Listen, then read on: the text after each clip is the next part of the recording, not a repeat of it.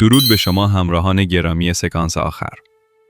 تا حالا فکر کردین اگه مینیون ها وارد دوران طلایی هالیوود می شدن چه اتفاقی می افتاد؟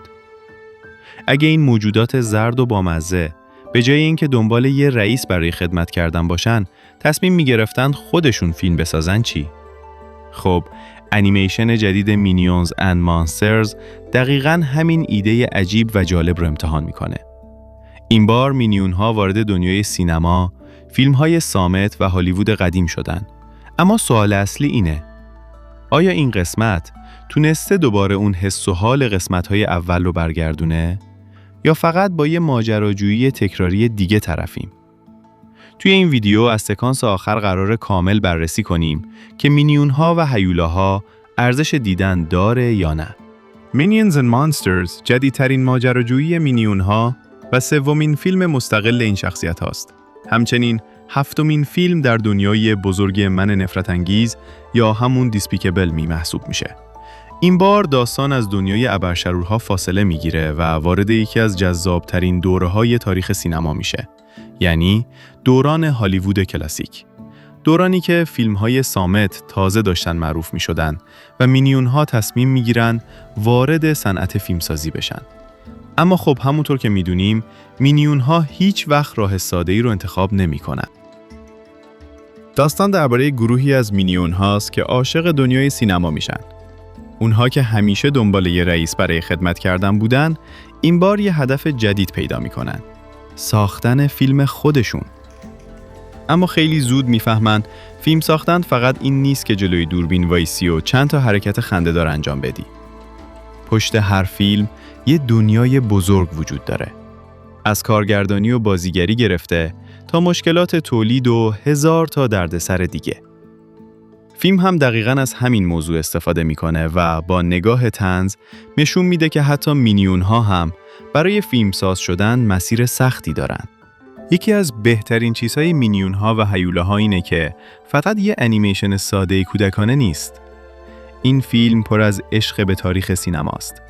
توی داستان کلی اشاره به فیلم‌های کلاسیک و دوران طلایی هالیوود وجود داره. چیزهایی که شاید بچه‌ها خیلی متوجهش نشن، ولی برای بزرگسال‌هایی که سینما رو دوست دارن جذابه. جالب اینجاست که خیلی از بچه‌ها شاید اصلاً ندونن فیلم‌هایی مثل کازابلانکا چی هستن، ولی از طریق همین انیمیشن با اسم و حال و هوای اون فیلم‌ها آشنا میشن. یعنی فیلم در کنار اینکه سرگرمتون میکنه، یه جورایی عشق به سینما رو هم منتقل میکنه. یکی از مشکلات خیلی از انیمیشن ها اینه که فقط برای بچه‌ها ساخته میشن. ولی مینیون ها و هیولاها سعی کرده بزرگترها رو هم سرگرم کنه. بعضی از شوخی های فیلم درباره استودیوهای فیلمسازی، کارگردان ها و رفتار عجیب شرکت های بزرگه. چیزهایی که شاید بچه‌ها از کنارش رد بشن، ولی بزرگترها دقیقاً منظورش رو میگیرن و باهاش ارتباط برقرار میکنن. این باعث میشه وقتی خانواده‌ها کنار هم فیلم رو میبینن، فقط بچه‌ها سرگرم نباشن. با توجه به اسم فیلم شاید فکر کنید با یه انیمیشن ترسناک طرفیم. اما واقعیت اینه که هیولاهای فیلم بیشتر برای ایجاد هیجان و شوخی ساخته شدن. چند صحنه ممکنه برای بچه‌های خیلی کوچیک کمی دلهره‌آور باشه، ولی در نهایت فیلم یه تجربه خانوادگی و بامزه است.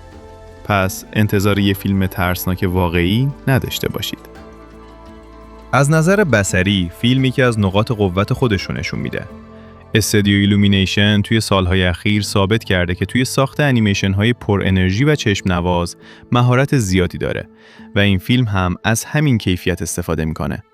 طراحی شخصیت‌ها، فضای هالیوود قدیم و رنگبندی فیلم باعث شده تماشای اون لذت بخش باشه. البته مینیون‌ها و هیولاها بدون ایراد هم نیست. بعضی شوخی‌ها ممکنه برای همه جذاب نباشن. همچنین افرادی که خیلی با شخصیت‌های مینیون ارتباط نمیگیرن شاید احساس کنن فیلم هنوز زیادی به همون فرمول قدیمی وابسته است. اما ایده ورود مینیون‌ها به دنیای فیلمسازی اونقدر جذابه که بیشتر این مشکلات رو جبران میکنه. خب در نهایت باید گفت مینیونز اند مانسترز شاید بهترین انیمیشن تاریخ نباشه، اما دقیقاً کاری را انجام میده که از یه فیلم مینیونی انتظار داریم. سرگرم کننده است، شوخی‌های زیادی داره، انرژی بالایی داره و کاری میکنه که کل خانواده بتونن ازش لذت ببرن. بزرگترین تفاوت این قسمت اینه که فقط درباره مینیون ها نیست، درباره عشق به سینماست. اگه طرفدار این موجودات زرد و بامزه هستید، این قسمت رو از دست ندید. و اگه دنبال یه انیمیشن خانوادگی سرگرم کننده هستید، مینیون ها و هیولاها میتونه انتخاب خوبی باشه. خب دوستان، این بود بررسی کامل انیمیشن مینیونز اند مانسترز. حالا نوبت شماست. آیا این مجموعه انیمیشنی رو تا حالا دیدید؟ و به نظرتون بهترین قسمت مجموعه مینیون ها کدوم بوده؟ اگه از این سبک بررسی فیلم ها و انیمیشن ها خوشتون میاد، حتما ویدیو رو لایک کنید و با سابسکرایب کردن کانال سکانس آخر از ما حمایت کنید. راستی، توی ویدیوی بعدی قراره بریم سراغ موشکافی کامل انیمیشن مینیون ها و هیولاها. جایی که قراره تمام جزئیات مخفی، ایستراک ها، اشاره های سینمایی، نکات پنهان و چیزهایی که شاید موقع دیدن فیلم متوجهشون نشدید رو بررسی کنیم. پس حتما منتظر اون ویدیو باشید. من میرم تا با یه بررسی جذاب دیگه برگردم.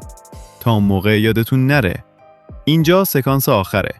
جایی که فیلم ها رو فقط نمیبینیم، موشکافیشون میکنیم. خداحافظ.